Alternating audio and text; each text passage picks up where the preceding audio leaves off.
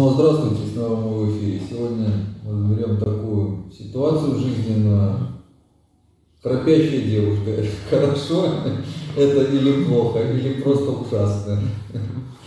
Как всегда мне помогает по данной тематике Романыч. Он вот за кадром будет задавать вопросы. В рамках данных вопросов будем дискутировать. Романыч, держи. Всех приветствую, благо с учетом того, что я сразу же вырубаюсь, так сказать, Бог меня помиловал, я еще не наблюдал такого, не было таких ситуаций, но зачастую слышу о том, что у ребят, у знакомых и так далее девушка храпит. Вообще отношение к храпу женскому такое же, как к мужскому или как? Ну, скажем так, давай прежде всего сделаем такую небольшую видеозаставку, чтобы было для понимания зрителей, как это происходит. Внимание на экран.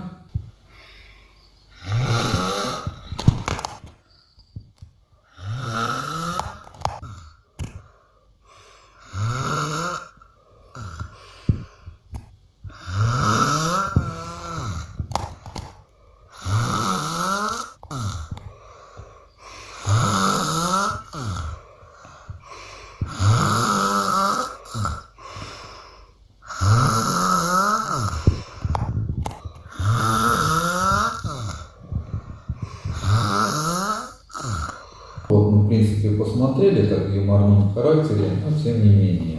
Отношение к храпящим мужчинам и женщинам, есть такой как устой, он уже не то, что там годовой, вековой, что мужчины практически все храпят. Я не знаю, там это физиология, там что-то там, даже есть, подрезают что-то там в горле, ну, чтобы не храпел с медицинской точки зрения, я не знаю, мне общался, рассказывали, говорят, ну вот так это делается. То есть можно это даже устранить на медицинском, потому что это влияет там на дыхание, на сердце, то есть последующему человеку якобы вредно. И если взять простого примера, якобы вот, ну, былина про Илья Муромца, что он там храпел очень сильно, по сути, кто-то сказал, он же по сути, говорит, был больной человек, у него больное было сердце. Ну, если так, богатырь, оказывается, сердце-то больное. А вот отношение к девушкам здесь, ну, я думаю, 99,9% мужчин скажут, что она отрицательная. Хотя я уверен, что процентов 70 женщин, а может даже и 80 женщин в мире, они все храпят. Просто это, скажем так, обходится стороной, обсуждения не озвучивается, но сама суть. Ну и либо вот как на твоем примере, все банально просто. Ты просто вырубаешься и не слышишь.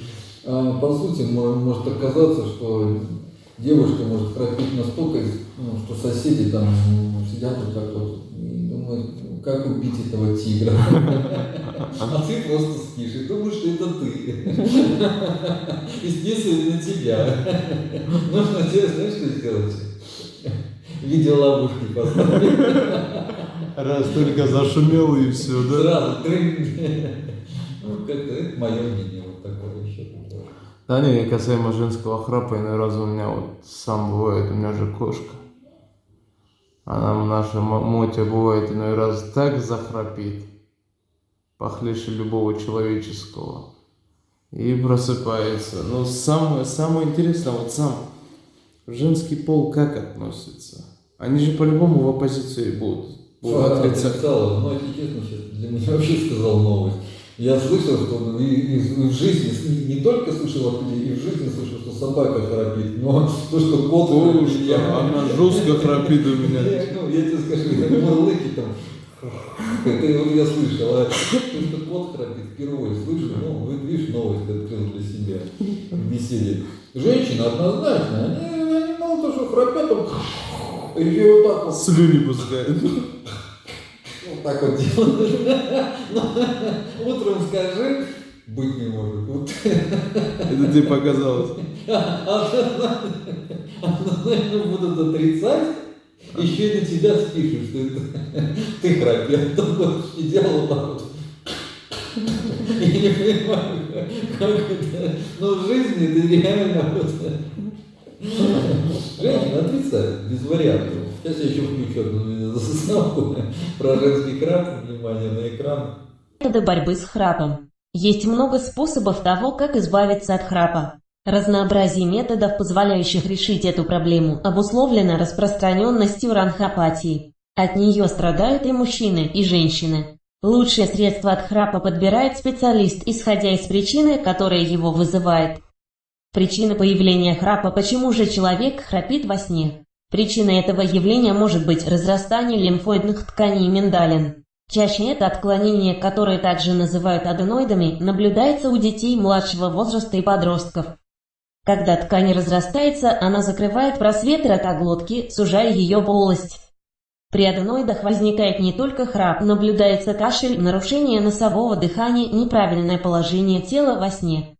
Если человек спит, на спине происходит западение языка, из-за чего воздух попадает в дыхательные пути в недостаточных количествах.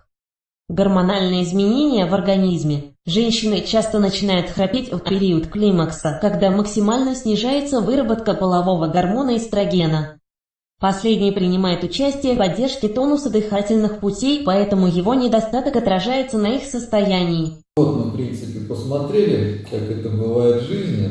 А так, по большому счету, если отбросить юмор, предрассудки, предвзятость и прочее, это обычная физиология. Мужчины и женщины в какой-то степени, по большому счету, как два разных полюса, они разные, но в какой-то степени есть и одинаковые. То есть есть много вот существенных физиологических, как бы, природой заложено отличий, но есть некоторые, которые они и совместимы, ну, то есть, которые идентичны по своей схожести.